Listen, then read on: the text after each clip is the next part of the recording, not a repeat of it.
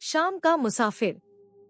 ये कहानी एक ऐसे मुसाफिर की है जिसने गलती से एक वीरान रास्ता चुना। उसका नाम था करण। एक शाम वह अपने दोस्त के घर से लौट रहा था। उसे शॉर्टकट के चक्कर में एक पुराने सुनसान रास्ते पर चलने का ख्याल आया।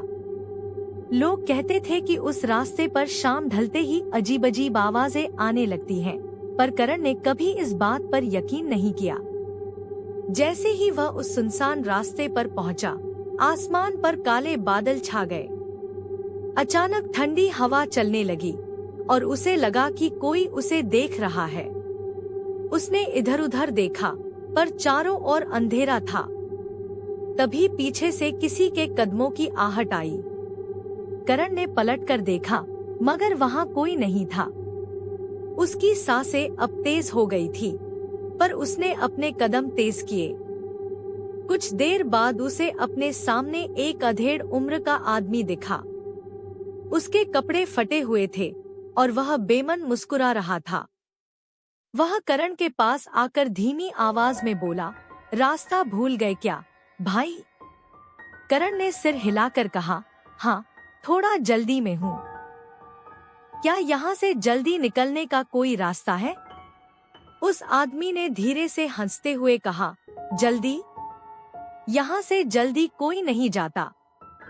जो आता है उसे रुकना पड़ता है। उसकी हंसी करण को अजीब लगी और उसने वापस जाने का सोचा। जैसे ही करण मुड़ा, उसने महसूस किया कि वह आदमी गायब हो चुका है। उसकी हिम्मत जवाब दे रही थी। वह दौड़ने लगा, लेकिन जितना वह भागता, रास्ता उतना ही लंबा लगता। पेड़, घास, सब अजीब लगने लगे। फिर एक अजीब सी आवाज कानों में पड़ी। एक बच्चा हंस रहा था। करण ने चारों ओर देखा तो उसे रास्ते के किनारे एक छोटा बच्चा बैठा मिला। वह खेलते हुए हंस रहा था। करण ने पूछा, बेटा, तुम यहाँ क्या कर रहे हो? बच्चे ने मुस्कुराते हुए जवाब दिया, यहाँ सब खेलते हैं, फिर चाहे वे जाना चाहें या न चाहें। उसकी हंसी अचानक डरावनी हो गई और उसका चेहरा बदलने लगा, जैसे वह बच्चा नहीं कुछ और हो। करण की चीख निकल गई और उसने अपनी पूरी ताकत से दौड़ लगाई। किसी तरह सुबह के उजाले में वह अपने घर के पास पहुंचा।